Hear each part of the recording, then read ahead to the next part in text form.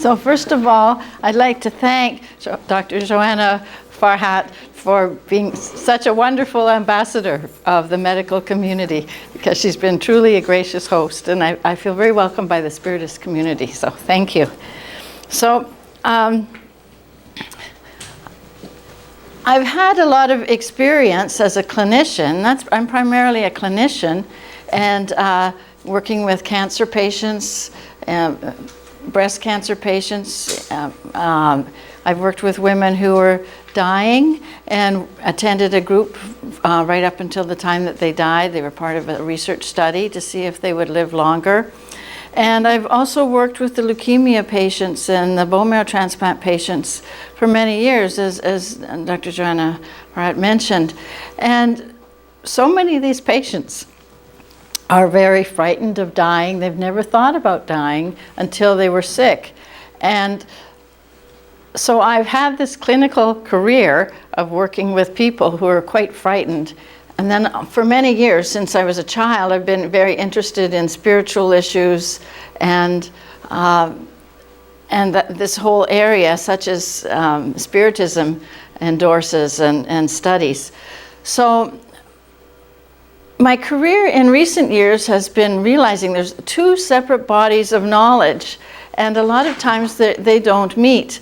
And so I've tried to use my understanding of near-death experiences and other spiritual phenomena and introduce them to people who maybe have had no spiritual background at all and no religious background. And it can be so helpful. And so that's going to be the main emphasis in my talk, is on how we can help patients who haven't been exposed to some of these beliefs. And it can be so helpful. So the first part of my talk is a little bit about near-death experiences and some of the history in the field and the development. And then the second part is on how we can use stories of near-death experiences to help our patients. And we don't need to be actually workers in healthcare, because we can use these stories to help our friends and our relatives as well. We can all move the world a little bit further in spiritual development. You know, just a little bit, and we make it, and then the ripples go out.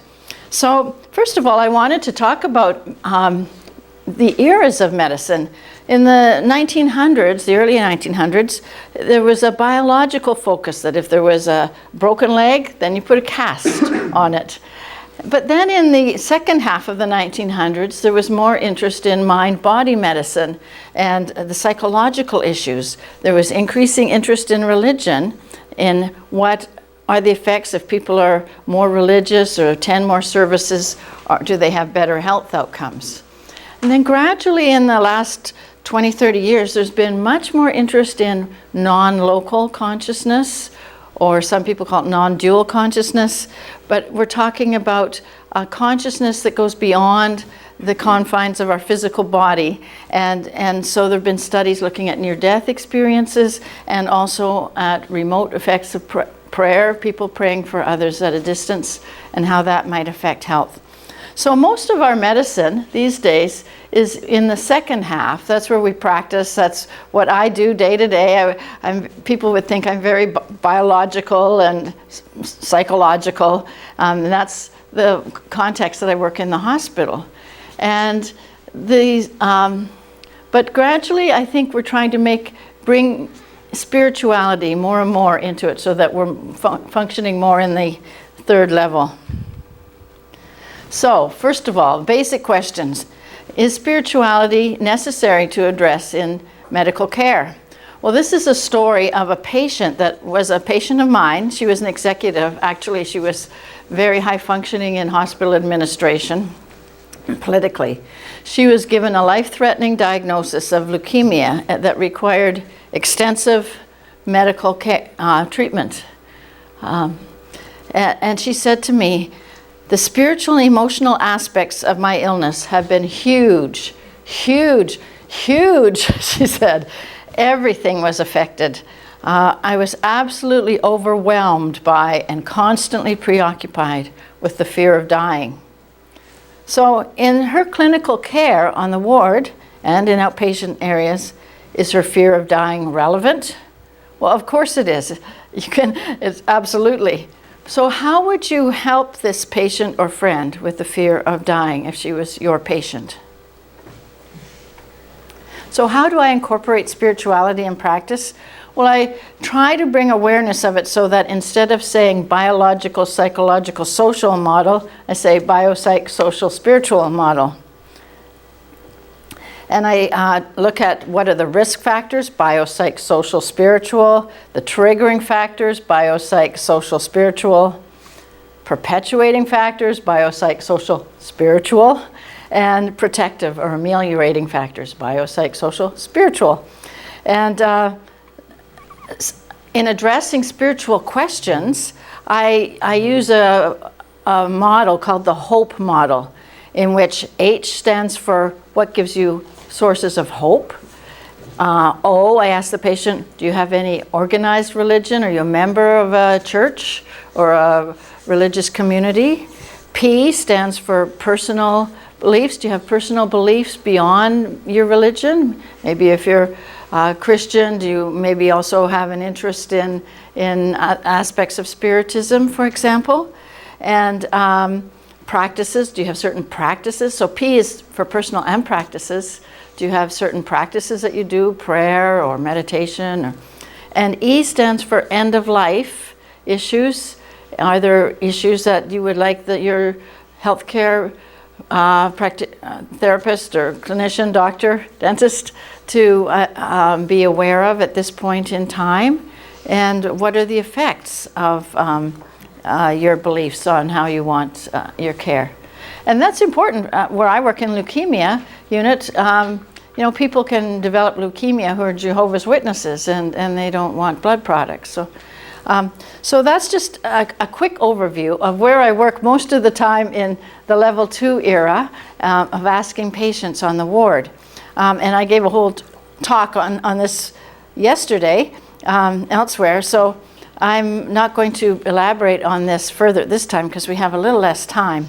But those are the questions that I use, and I put it in the personal history when I'm asking the patient, or sometimes in the mental status, how are you coping, and then I go H.O.P.E. in my head.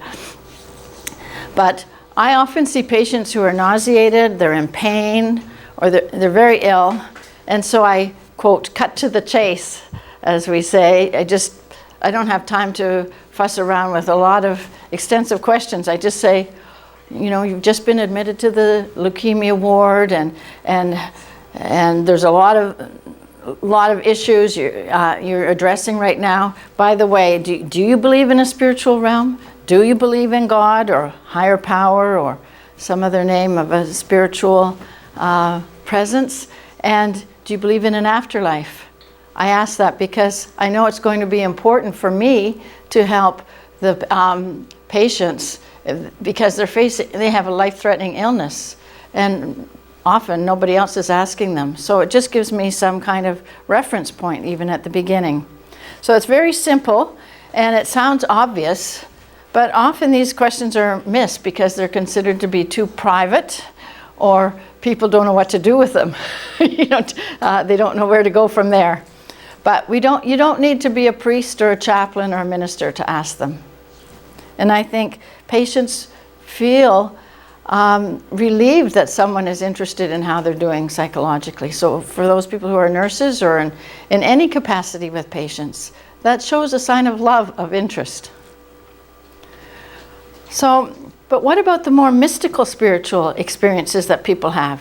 What is the best way to open the dialogue about near-death experiences, out-of-body experiences, shared death experiences, or other spiritually transformative experiences?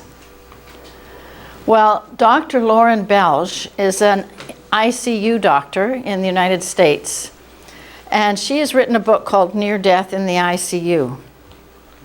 And she found that the most important question to ask was, did you experience anything unusual?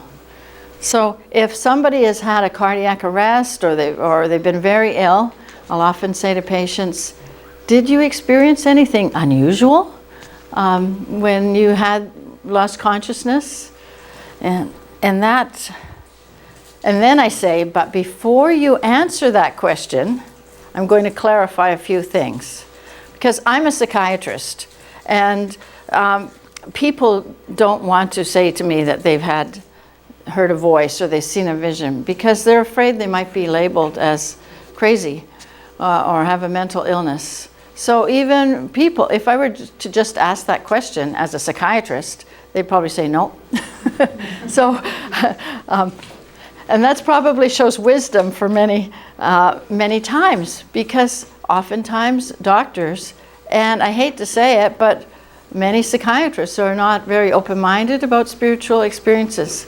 So sometimes that shows wisdom to just keep it private. But because I want to help people and be open to that, I say, as a psychiatrist, I know that people can hear or see things for many reasons. Sometimes because the brain is ill, and sometimes for truly spiritual reasons.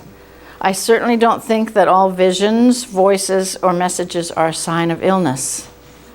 So then I said, so now that you know that I'm open to spiritual experiences as well as treating people with mental illness in other times, now I can ask you, did anything unusual happen, or did you experience anything unusual? And when I put it in that context, it's unbelievable the difference it makes. Because I can tell you, I've worked in psychiatry for many years, and I would always say, did you hear anything unusual? Did you see anything unusual? You know, no, okay, good. But now that I put it this way, I get way more interesting responses.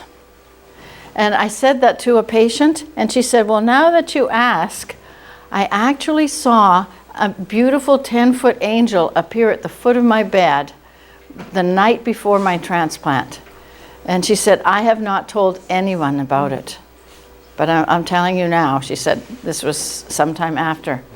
And she drew a picture of it afterwards. And she said she could see every detail in the wings. And this was a woman who'd never had any psychotic experiences. She was very healthy mentally. And this angel was a source of comfort to her the night before her transplant. And so the fact that she told me, it increased the rapport and trust in me. We bonded much better than we would have otherwise, I think. And it continues to be a guiding memory for her. And because it happened in December 2017, as you can see, she wrote this in her diary.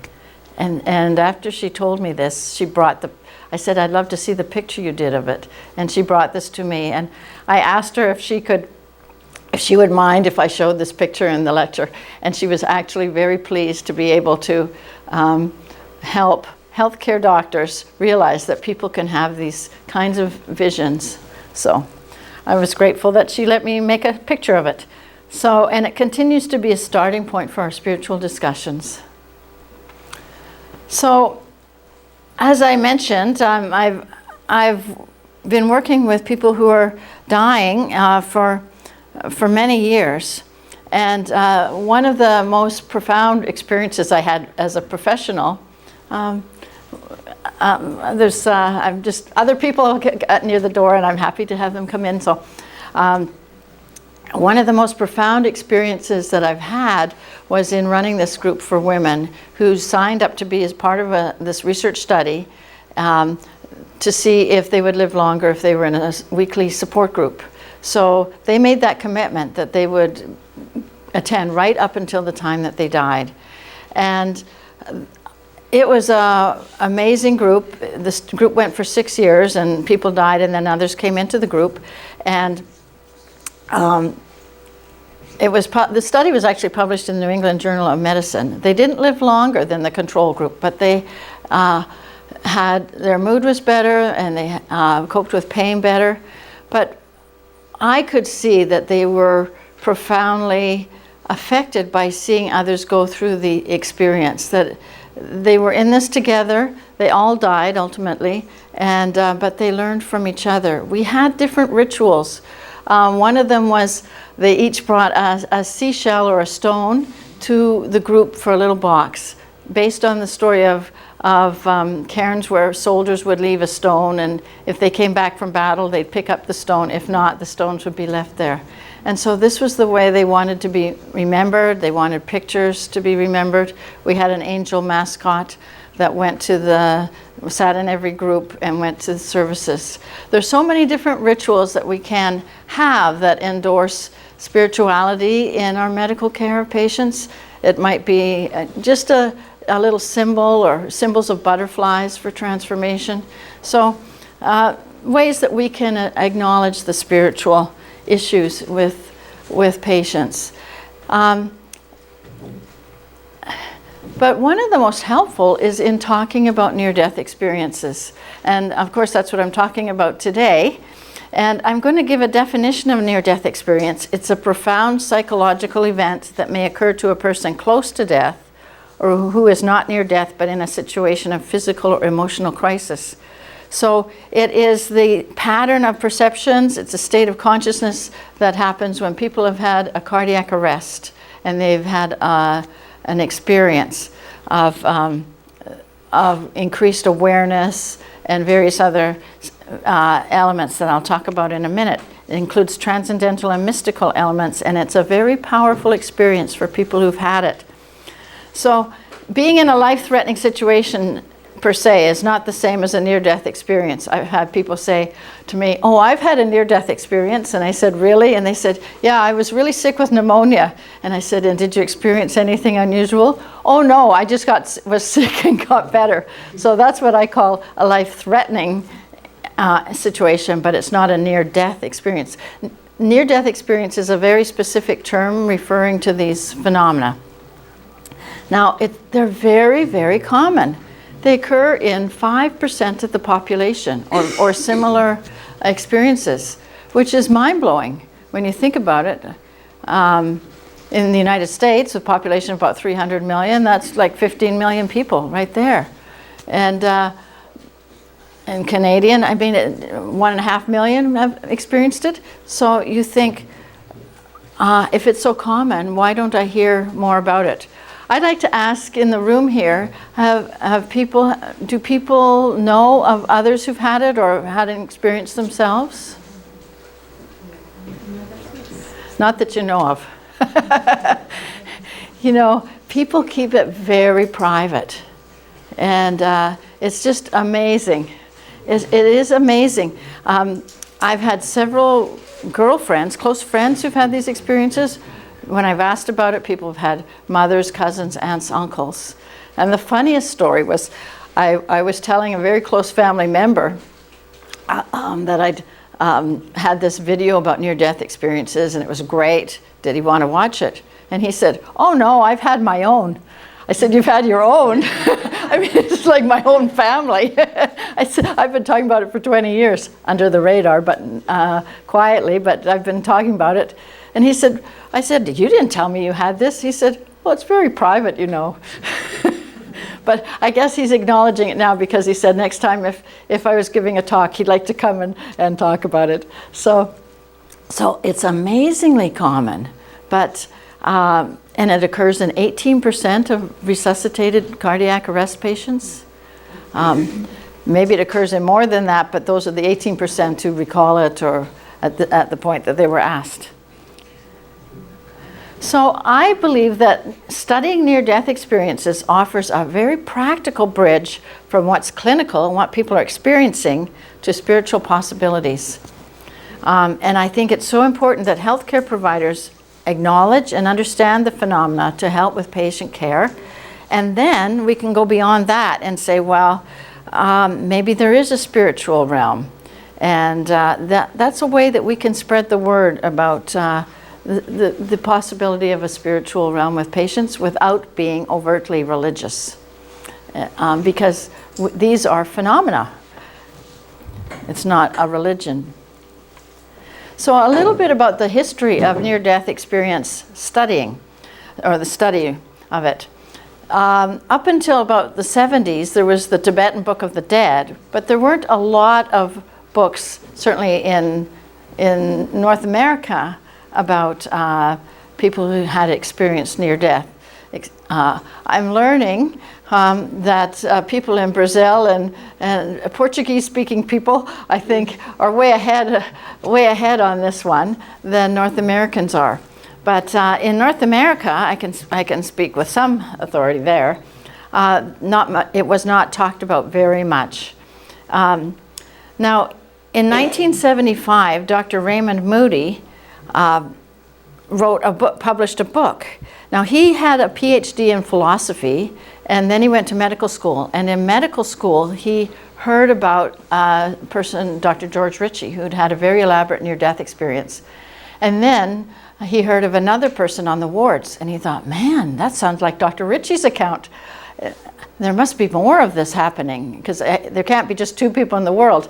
So what he decided to do was to go to a cardiology unit where people have been resuscitated and talk to people, and also talk to people who come close to death, such as in a car accident, or and also talk to relatives of people who had died. And so he became interested in the phenomena that occur, and he wrote this little book of, saying you can have this, and then maybe this is the way it happens. It's a very simple little book to read that's great.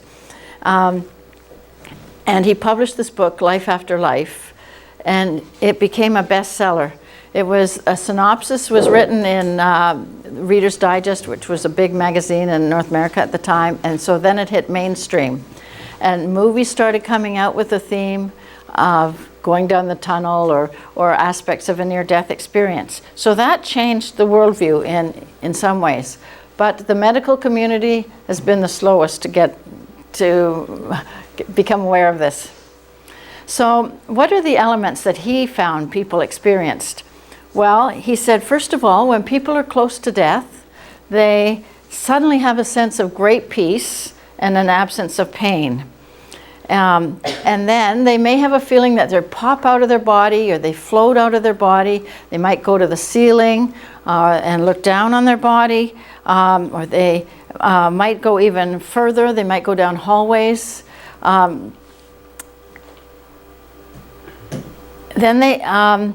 And some people don't go down a tunnel. Some people actually go into outer space, such as Dr. Carl Jung. He had a heart attack. He was a Swiss psychiatrist, and he floated above his body, and then he went to outer space and saw the Earth as a globe, and he said it was the most beautiful thing he'd ever seen. This was in the 1940s, I think. And he said the Earth was enveloped with blue, and this was before any satellite pictures or Google Earth or anything like that, of course. And so it was a very profound experience for him. I have a friend in California who, William Peters, and I'll mention him a bit later, he had a ski accident and suddenly found himself coming out of his body. He had several fractures, and he floated. He saw the ski hills, then he saw the whole ski resort, and then he started seeing the coast of California. So it's amazing what people can see. Then after they floated out of their body, they go down a tunnel. And some people say it's narrow, some people say that's just enough for one person. And one person said it was like at a 45-degree angle. And at the end of that tunnel was a being of light, a radiant light at the end. Then they would often find that people would step out of the light and who were deceased, friends or relatives, to welcome them and greet them. And what's interesting, these people are always deceased, and they may have known the person in real life, or maybe they died before the person was alive. Sometimes great-grandparents will greet the person, and they glow with an inner light. Then they're met by this being of light. Some people perceive it as Jesus or God. One child thought it was Santa Claus, but I guess equated Santa Claus with a feeling of being loved.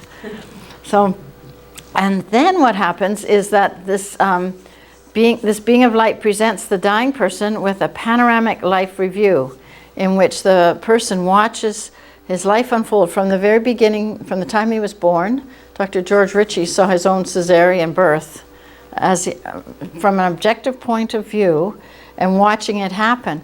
But people watch every single behavior throughout their lives, and they feel the effects of their actions on others. So if they were really rude to somebody, and then they suddenly see themselves being rude, but they also feel, oh my gosh, you know, how did that other person feel? And so this is a very instructional life review. And apparently it's done for us to learn, or for spirits to learn, the effect of their actions on others. It's not done in a punitive way, but see the effect that your behavior had on others. And the people realize that it's not the big things, it's the simple little acts of kindness that really resonate and are the greatest value in one's life on earth. And then the person is sometimes given a choice to return to life, but they choose to come back because they say, I've got to come back, my children need me, or my spouse needs me, or I've got to finish this project. Or sometimes they're just told they have to come back. And Dr. George Ritchie, the psychiatrist, wrote a book called Ordered to Return. So I guess he had to come back.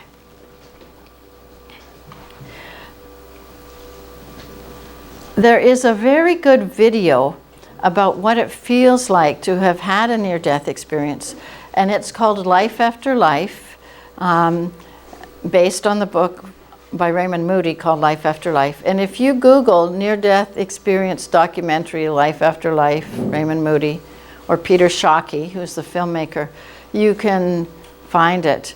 And this is a good film because it's filmed in a way to give the real sense of what it's like. So when the person's floating out of their body, suddenly the camera is looking down on the person's body. And it's based on discussions with Dr. Moody and 6 real people who had these experiences, such as the producer of Garth Brooks, the manager for him, the country western singer, or another one is Dr. George Ritchie, who's in the video. And so I recommend that to people to use. So some of the other near-death elements that can occur are intense emotions, heightened perceptions. People talk about seeing really intense colors that don't even have a name in the physical realm. They talk about seeing beautiful landscapes, lakes, mountains. I've heard of gorgeous rose gardens, fountains, also white Greek-looking buildings, also a huge stadium. So it's interesting. I've heard of a number of people talk about this beautiful lake with the mountains. People come back with a life knowledge of the nature of the universe sometimes. Dr. Eben Alexander, a neurosurgeon from Harvard who had a near-death experience himself, talks about having that sense of having the universe, the knowledge of the universe somewhat revealed to him. Of course, people don't recall it totally when they come back, but they knew that they were exposed to it. So there's a sense of oneness and interconnectedness, a sense of having knowledge of the future sometimes, and there may be messages regarding the life purpose. So people say, oh, I've got to come back because this has got to be my project that I have to do, or I have to reconcile with somebody. So come on. Some people have only 1 or 2 of the 15 elements listed. These occur across different ages, and babies have had them. One 10-month-old crawled up the tunnel, and another child thought the being of light was Santa Claus, as I mentioned. And they occur across all cultures, across all ages, across both sexes, all different educational backgrounds, and all religions. People have had these experiences who were agnostics or atheists, and although they often didn't remain atheists. So after Raymond Moody put this book out, other people became interested in this field. And this is a list of some of the people. Dr. Ken Ring, PhD in psychology, Dr. Janice Holden, who's written a scholarly book, edited a book of academic research in the field, Dr. Bruce Grayson, a psychiatrist, Melvin Morse, a pediatrician, Dr. Jeff Long, a radiation oncologist, Pim van Lommel, a cardiologist from Denmark who studied near-death experiences in his cardiac patients. And then there have been private accounts or accounts of personal experiences by Dr. Eben Alexander and Dr. Mary Neal. Dr. Mary Neal is an orthopedic surgeon. She'd studied at UC of LA, and then she did 2 different fellowships after that in trauma orthopedics. And I've met her, and she's definitely not sort of a flaky person. She's a surgeon, matter of fact, very pleasant, but very clear, very rational, and she's written a couple of books about her experience. Now there's an organization called IANS, the International Association of Near-Death Studies, and they have an annual conference. It's usually in North America, but it's interesting. They get interesting speakers. Now I want to talk a little bit about biological theories, and because oftentimes people will say, or doctors or nurses will say, oh, well, you were just delirious. You just had delirium because you were septic or medication side effects, or maybe you didn't have enough oxygen, or maybe you had a temporal lobe seizure, or because some of these things can cause some aspects of a near-death experience. So many people who've had near-death experiences have felt quite put down when the doctor said that. Eben Alexander himself says that people used to say things like, oh, I'm praying for you, or they'd say spiritual things, or they might say that they'd had a near-death experience, and he would say, well, dear, that's very good, you were very sick. And it was a put-down. And that would shut discussion down, nothing further. And it occurred to me that so many people had been told that it was just delirium, that I thought people need to understand the difference between delirium and near-death experiences. And I felt, well, maybe this was my divine task to point out that there are major differences, because that's been my field. My field has not been talking about near-death experiences. My field has been clinically seeing people who are delirious or have organic biological depressions or with infections, and so I've seen thousands of people who have been suffering from delirium, and I've also over the years done a lot of general psychiatry, and I've seen thousands of people who've been psychotic, and I continue to work in the emergency room where I see every kind of presentation of behavior I think you can imagine, including many people who are psychotic. So I can say there is a difference.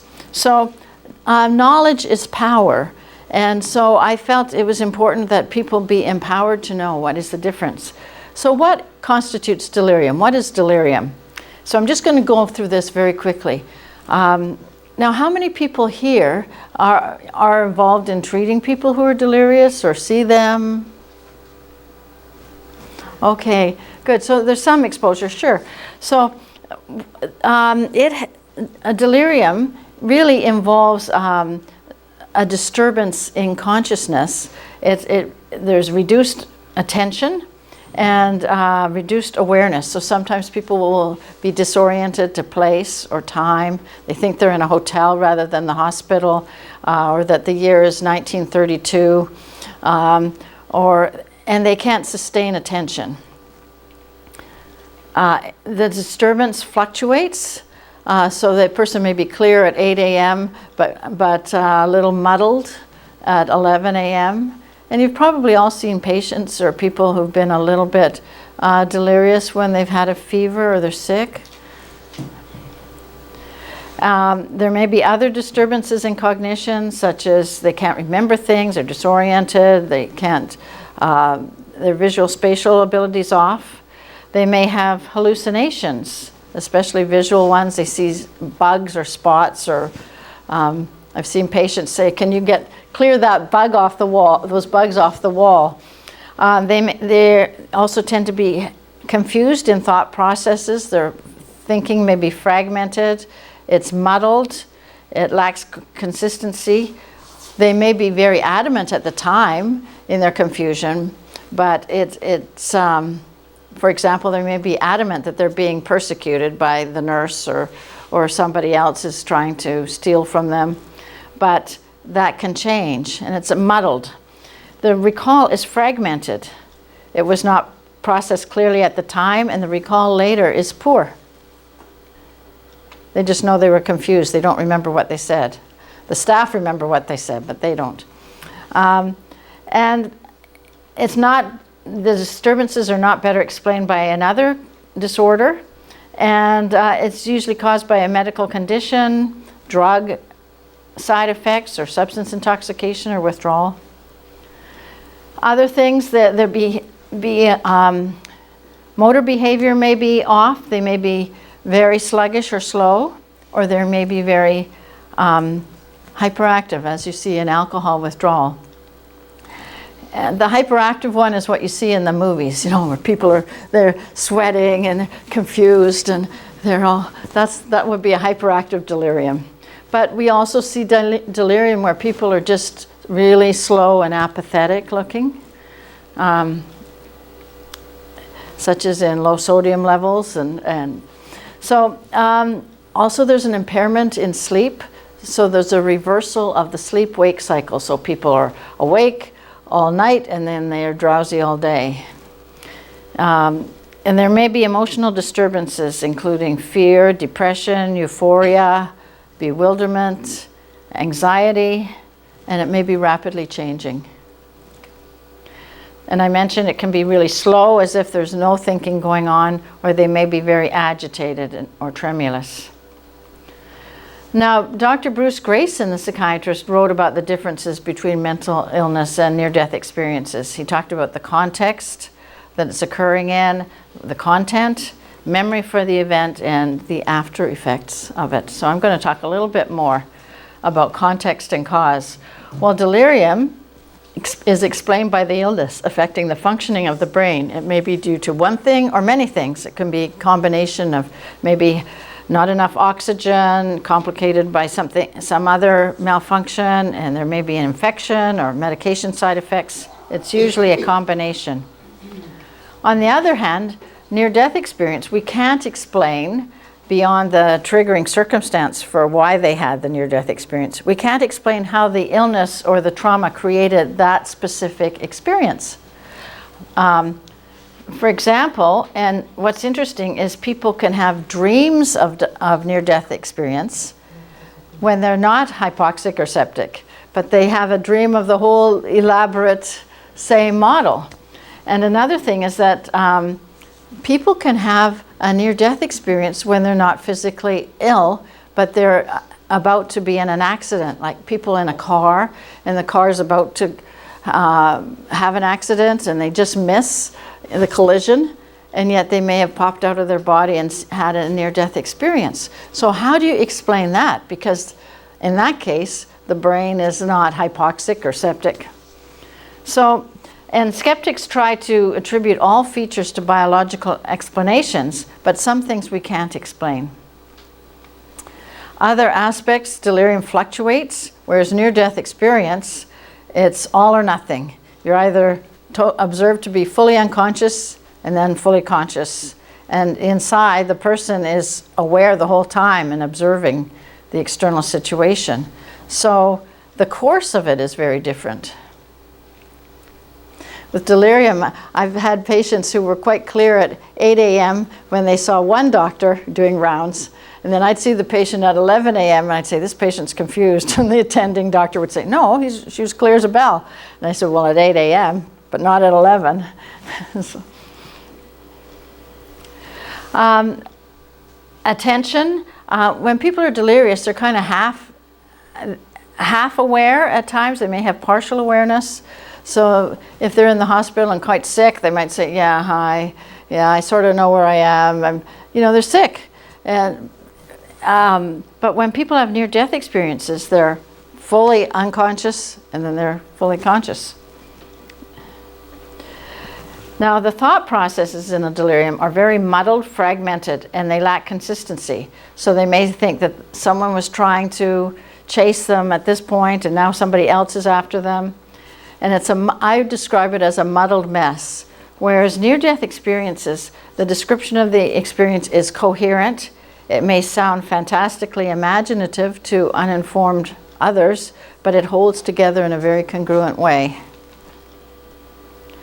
And in delirium, the thought content is never inspirational. I mean, I've been seeing it for decades, and it's often distressing, fearful, people are suspicious, or it may be quite bland. But I've never heard of someone say, oh, I was so inspired during my delirious episode. And people feel misunderstood. One person said to me, oh, I know who you are. I said, well, who am I? And he said, you were my accomplice when we did that bank heist together. And this person was the sweetest person who had never been involved in criminal activity. I said, oh, how did we do with the bank robbery? So that was very muddled. Whereas the content in a near-death experience is reassuring, it's hopeful, it's inspirational. People feel understood, they feel loved. Yeah, very, very different. And the emotional reactivity is very different. As I mentioned, in delirium, people are fearful, or it may be just sort of bland. Whereas in near-death experiences, people come back, they express awe, gratitude, increased self-confidence, and determination. But what's fascinating is that with delirium, people don't recall things, whereas in a near-death experience, the recall is excellent for very minute details. They can describe it exactly, and these memories do not decay. They last over time. So a person can sometimes describe a near-death experience that they had maybe 20 years before with incredible recall. And the after effects. Delirium, people say, the effect of that delirium on my life? Well, what a nightmare. I don't remember much. It was awful. I never want to be that sick again. Whereas, and I've never seen it be inspirational.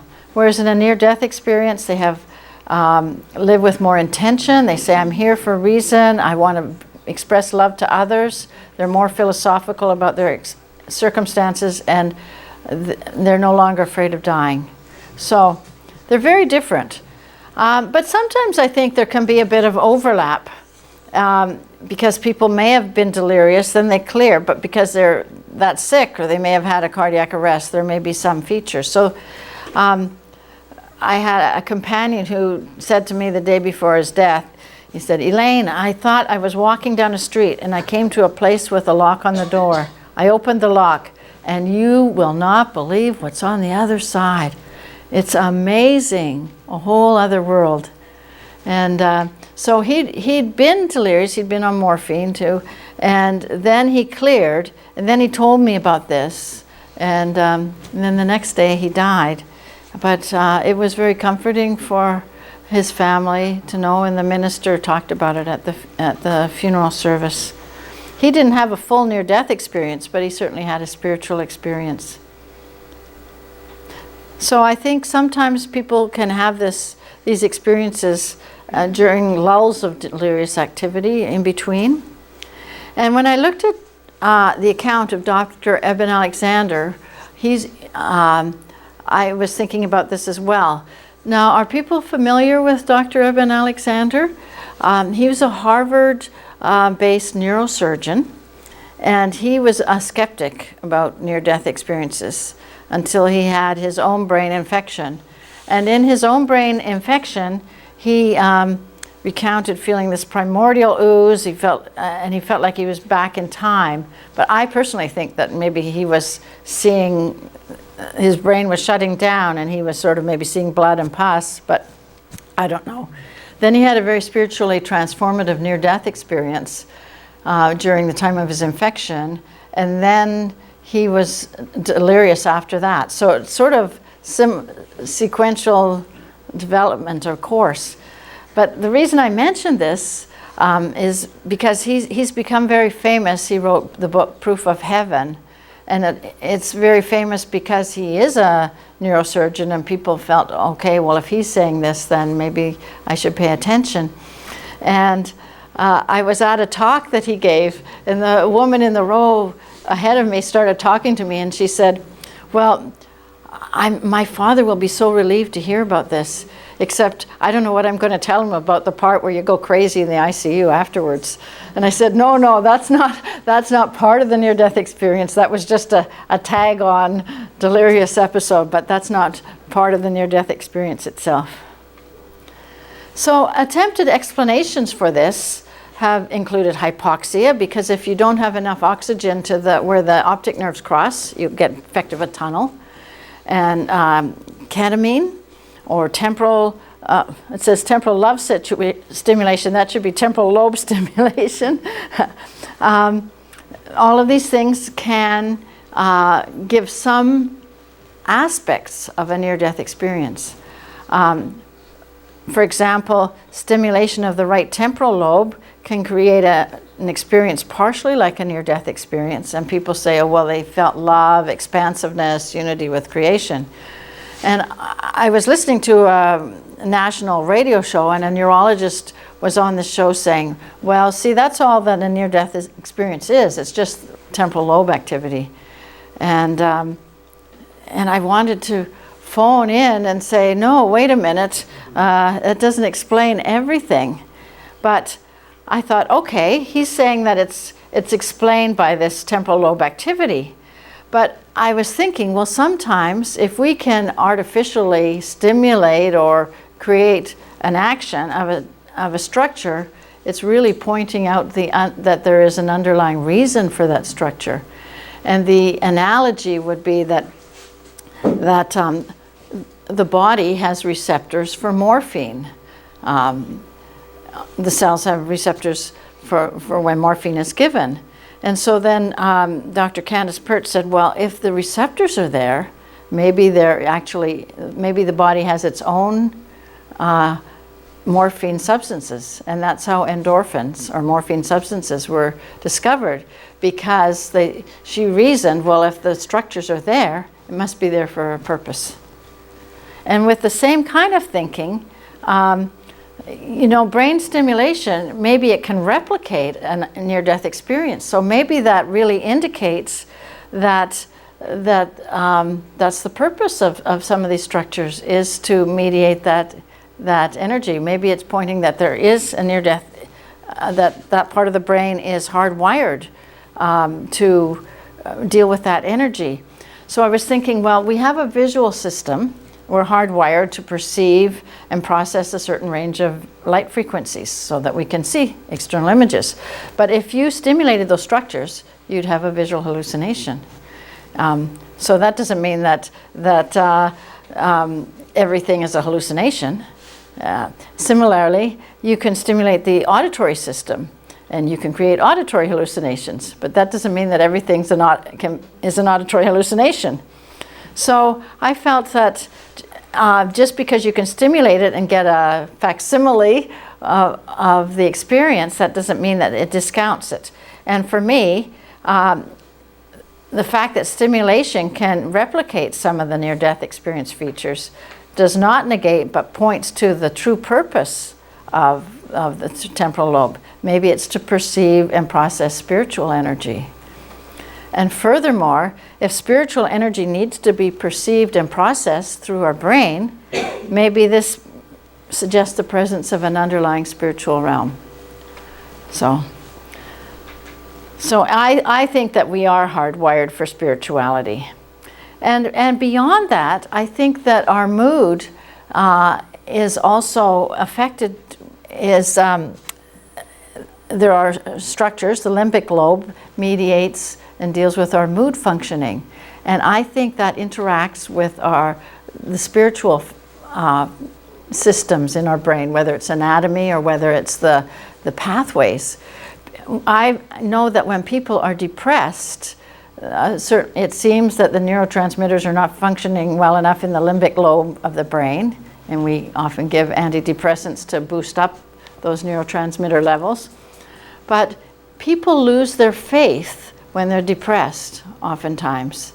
And I experienced this myself when I was really exhausted. I was interning. And at one point I went to church and I thought, there's nothing. It just feels like this is a sham, that there's not really a spiritual feeling. I prayed and it just felt matter of fact. And a couple of weeks later, I was more rested. I felt better. I went to church and I felt much differently. And so I started thinking, so many times I see depressed patients and we think, oh, well, if they had more faith, then they wouldn't be so depressed. But I think it's because they're depressed. That's why they've lost their faith. And when people are manic, they get hyper-religious, like everything's going too fast and bigger and bigger and better and badder and more expansive. And I think that people then can become hyper-religious. And I think this is an interesting way of looking at it. I had kind of a partial practice for a while of ministers' wives who felt depressed and they couldn't talk to anybody about it because they felt that they were inadequate spiritually. They said, if I prayed more, if I had more faith, I'd be joy-filled and joyous. And so there's something wrong with me. But really, it was that they were depressed, and the depression was dampening their faith. And when they had a little bit of antidepressant medication, their faith returned. So I think we are hardwired. I'm going to pass on this, but people sometimes take ayahuasca to trigger a psychedelic or to trigger some aspects that are like a near-death experience. And maybe there's a molecule, DMT, which maybe it affects the pineal gland. But again, it doesn't explain everything. And there's an interesting book written called Evidence of the Afterlife, written by Dr. Jeffrey Long, an oncologist, and Paul Perry, who, and they outlined 9 lines of evidence that counter any single biological theory. And they said, you've got to take these 9 lines of evidence together. But the first and most important one is that what we can't explain by any single biological theory is that the level of consciousness and alertness is greater than that in everyday life, even though the person's unconscious or clinically dead. So it doesn't matter whether you say it's hypoxia or sepsis. It still doesn't explain how is it this person knows of conversations elsewhere, that they can see, describe what went on in the room during the time that they were resuscitated. How do they come back with new information? How did they have this consciousness? I mean, to me, it's amazing that someone who looks comatose will suddenly say that they were aware of so much. And they know more than I would, as I said, could say with 5 venti cups of Starbucks coffee, and they're comatose and no more. So we can't explain that. Doesn't matter what biological theory you look at. And people can see and hear events that were later validated by others, and we call these veridical events, where they've been validated elsewhere. So the person will say, well, I heard this conversation in another part of the city, and it will be validated word for word, or they've seen things or described events. So we cannot explain that. And it might be in hallways, or sometimes in that movie I was telling you about, one woman said she heard her brother-in-law have a conversation with a neighbor, and the neighbor said to him, well, what are you doing this weekend? And her brother-in-law said, well, I was going to go away, but it looks like my sister-in-law is going to kick the bucket, so I better stay around to go to the funeral. So later, when she recovered, she said, I heard you say that. And he said, oh.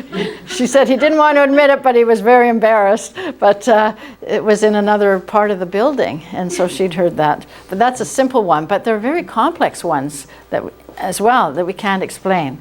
Another thing is that people who were born blind or significantly visually impaired have normal or supernormal vision during these events. So how do we explain that? How is it that people under monitored general anesthesia at a time have these experiences? And we know that they were unconscious. They were monitored. I mean, physically unconscious to our observation. apparently they weren't unconscious. And the life reviews include real events that have been forgotten or previously unknown. And sometimes people come back and they say they have new information that they didn't know. And, or they're met by somebody that on the other side, and they said, "Oh, Joe, I didn't know that you were over here." And they come back and they say, "Did you know Joe has died?" And they didn't know that before they had the episode. So we can't explain that by any biological explanation. Another interesting thing is that the people that they see are always deceased. And you'd think that if it was just the subconscious coming up with memories, that they would remember or encounter people that they were having very much in love with or having problems with, that there'd be people that were alive, but they're always people who have died. Also, children have these experiences, and these children have not been exposed to religious doctrine, and yet they have very similar episodes. And these episodes are consistent around the world in different cultures, and so we can't explain that if it's cultural. And the after effects are often powerful and lasting, and the changes follow a consistent pattern. So all of these together, taken together, you say, well, we can't explain all of these things by a biological theory. And Harvard neurosurgeon Dr. Alexander wrote, "Like many other scientific skeptics, I refuse to even review the data relevant to the questions about these phenomena. I prejudge the data and those providing it, because my limited perspective failed to provide the foggiest notion of how such things might happen. Those who assert that there's no evidence for phenomena indicative of extended consciousness believe they know the truth without needing to look at the facts." But he said the event that was most convincing to a skeptic was to have an experience. And that was his own, he's speaking from himself. So if there's a spiritual realm, why can't we see it? And does it have to do with our focal points? That's one theory that I came up with.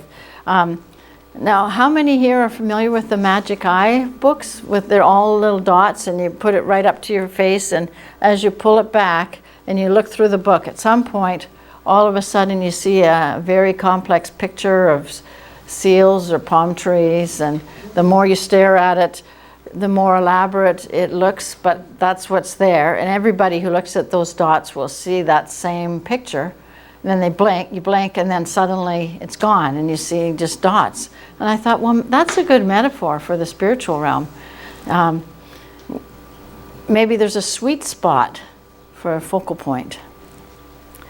And perhaps the spiritual realm can be seen only at a very finely defined focal point. And the rest of the slide is just what I've just said. But small children often say they can see spirits or imaginary friends. And then they lose that ability around age 3, 4, 5, usually, some people. And certainly in the spiritist community, there are more people who are more aware of spiritual energy. But children seem to lose it. And then people sometimes see the spiritual realm when they're dying. So I thought, well, maybe that it's a little less hardened. That sweet spot is more flexible with young children, and it's softening, it's more flexible with people who are dying. But in between, it's pretty fixed. And why would it be fixed? Well, to help us survive in a physical realm.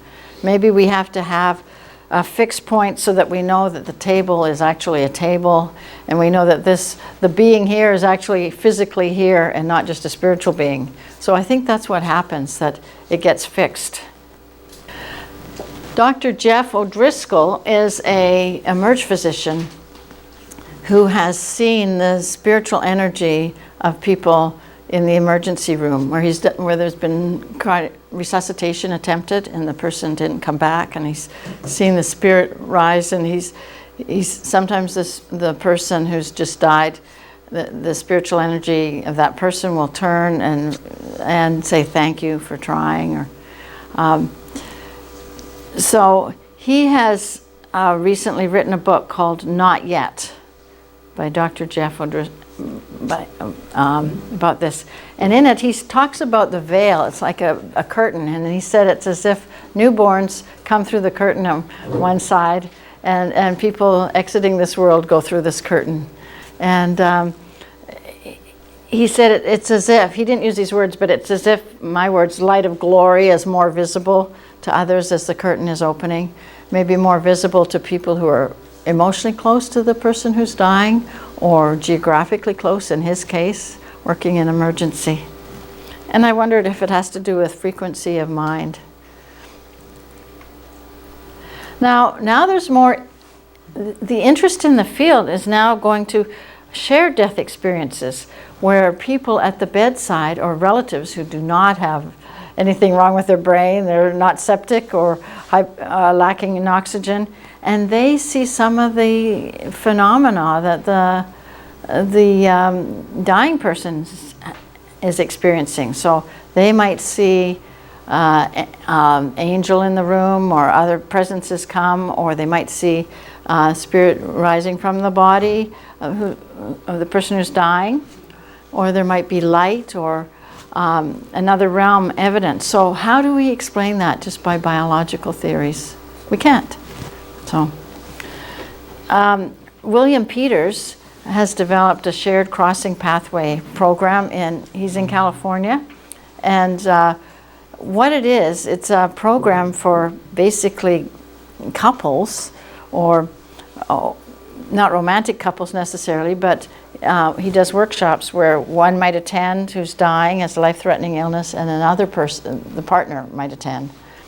And he works on developing that bond, reinforcing the memories, with the idea that when the person, one of them dies, that when they get to that point in the life review of that particular memory, it will trigger basically a telepathic response with the other person. And he's found that about 86% of people who are, the remaining surviving person will experience some kind of spiritual connection to the person who's died. Those are my words about the telepathy, but I attended his workshop a couple of times, and it's very helpful to people, very interesting. So they're doing research on this. And research is also going in interesting areas about induced after-death communication, using EMDR techniques. Alan Botkin is a psychologist who was doing this EMDR, which is used for people who've been traumatized, and they watch, they have rapid eye movement, and they kind of go into a different state, and it's a therapeutic technique to help people. But he found that when he did a few extra sessions with the person, suddenly they were more likely to start seeing visions of deceased people. And whether, I kind of wondered if, again, this maybe it's changing the frequencies of the brain, or maybe less frontal lobe function, or beta activity, and maybe going to a different wave state in the brain. But he found that when he did these extra sessions, this happened a number of times. So Rochelle Wright also was interested in this, and she added different hemi-sync sounds so that two sounds were going, and the person's watching this and thinking about statements that she's reading about their grief, and listening to the, and I think the frontal lobe gets overwhelmed, is my theory, and that your person's functioning more at maybe different aspects of the brain activity, and that triggers some of these spiritual observations or different perceptions. That's my theory. But certainly it's interesting that these things are happening. I took a workshop with Rochelle Wright, and that's what I experienced. Like, I was listening to statements of grief, and trying to listen to these different sounds and watch her hand, and I thought, whoa, at some point my brain just felt overwhelmed. Now, I didn't have a full experience of seeing spiritual energy, but I could sort of, I think I would be maybe a little more tending to that way. I can't quite explain it. I was kind of aware of the presence in a way of one of my parents who died, but I can't say that I had a full-blown revelation. But I certainly felt overwhelmed in my thinking. And there have been interesting studies by different psychiatrists. Ian Stevenson, Brian Weiss has done work on reincarnation. Jim Tucker has been interested in children who've talked about their past lives. Some fascinating accounts. Like this 3-year-old who insisted that he'd been a fighter in the World War II, and he came up with all these details of this pilot who was killed in World War II, and felt that he was the reincarnation of this pilot. So that's an interesting story in Jim Tucker's writings. Ian Stevenson had previously been very involved. He has since passed away, but he'd been very involved in looking into reincarnation stories. So what is the latest now in thinking of consciousness? Well, there have been major paradigm shifts in the way people are starting to look at it and what people are discussing at conferences. One is that the brain does not create consciousness, and that the brain is the hardware and that consciousness is the software. And furthermore, the brain acts as a filter so that, because otherwise we'd be overwhelmed with cosmic energy and too many frequencies, and we just need to have what we need to survive in this physical realm. So there's different applications. So I was taught in the model that psychosis was strictly biochemical abnormalities that needed to be addressed. And I attended a church service once where the minister was talking about a schizophrenic patient and saying that he was possessed or by evil spirit or unholy spirit. And I was quite angry because I felt, well, that sounds a bit old school thinking, and doesn't this minister know about the biochemical theory of psychosis? And I thought people with schizophrenia are struggling. It's hard enough as it is for them to cope without being labeled as being evil. But my thinking started to change in how I looked at psychosis after reading the book by George Ritchie, Dr. George Ritchie, Ordered to Return. And I just want to read this quickly. He collapsed with a near-death experience, and he rose out of his body and he said, a man with a tray came towards me, and I said, "Watch where you are going." This ward person acted as though he could neither see nor hear me. He actually walked right through me. Dr. Ritchie then found himself overland and came down to ground near a cafe, later identified in another city, where a second man walked right through him. And then he saw a bright light and heard, "Stand up, you're in the presence of the Son of God," and experienced a life review with the Christ. He was taken by the Christ, as he called him, to various realms, including to a tavern. And this is what's so fascinating to me. He said, "I could see civilians having a good time drinking their alcoholic drinks. I could see other beings who were experiencing the same difficulty I had. Their hands went right through the glasses.